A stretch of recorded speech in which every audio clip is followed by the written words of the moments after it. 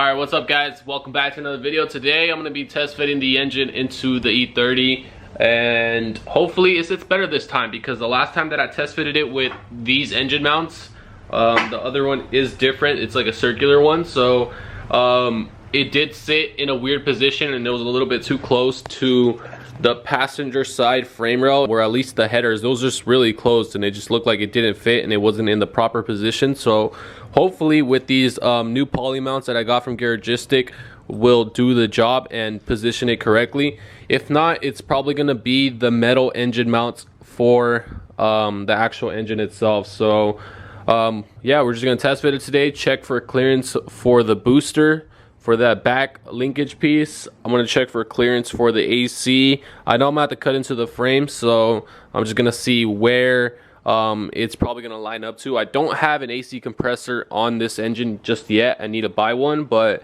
it's going to be somewhere around this area here, and I'm probably just going to have to cut off a little bit from the frame, but we'll see about that. I have the subframe spacers installed already, so I should have clearance from the oil pan.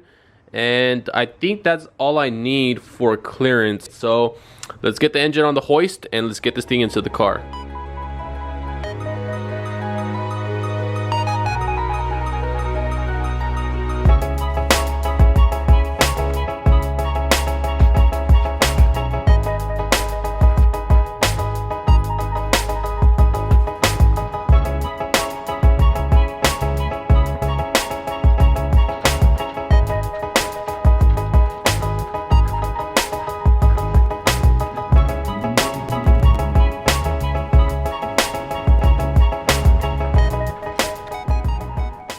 Alright, so I got the new engine mounts on. The only downside of these poly mounts is that the thread isn't on the actual mount itself.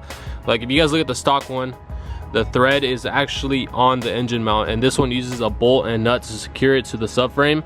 So it's going to be kind of hard to install the engine without having this slipping out. So what I'm going to do is just leave the nut hand tight on the bottom, and when I get it aligned to the subframe close enough, I'm just going to go underneath the car and remove the nut and then just drop the engine. It's probably gonna be the easiest way. Kind of unsafe, but that's the only way I can think of doing it. So let's see how it works.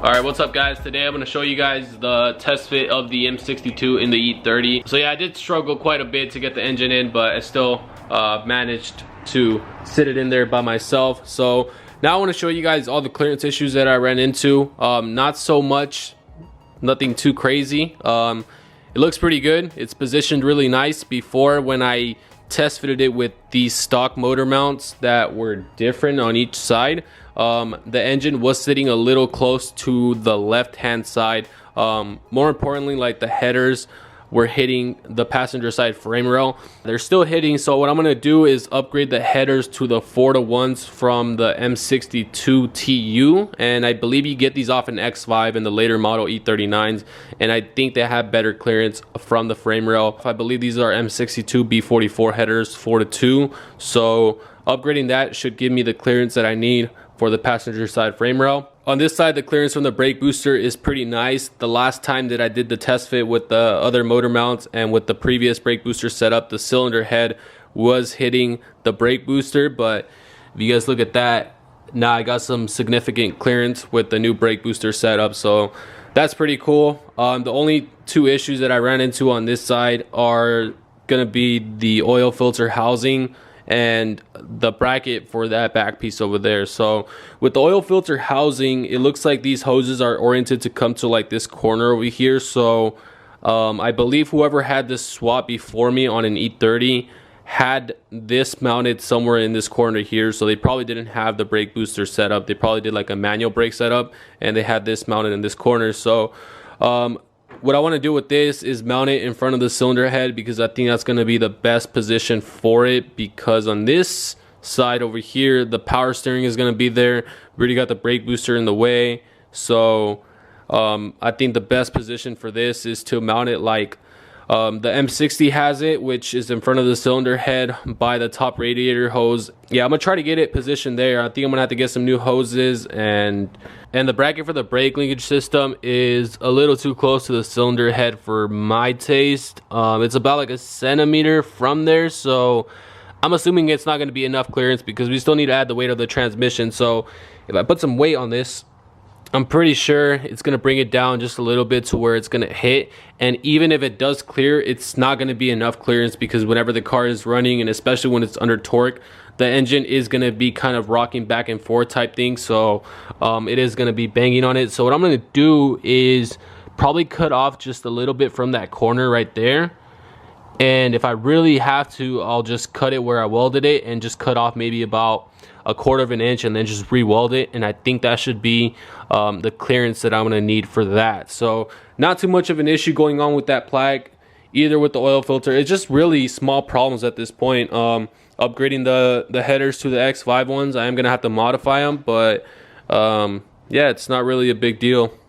So yeah, guys, just wanted to test fit the engine today to see where this bad boy was going to be positioned at, and see what clearance issues I was going to run into. Luckily, all of these things are nothing major, and they should be solved in the next video. Just need to upgrade those headers, figure out the oil filter thing. This is the only thing I'm kind of iffy about, but I believe the E30 4540i oil lines should do it, because they do have the oil filter mounted in front of the cylinder head. So hopefully, fingers crossed with that, it'll fix it, and then just shave off a little bit from that bracket, and we can finally move on to the next thing, which is probably going to be installing the Z3 steering rack. I already bought all the parts for it. I got the spacers to install it onto the subframe, and I just bought new tie rod ends, and then we can just install it, and then we can move on to everything else, guys. So everything is coming along really nicely.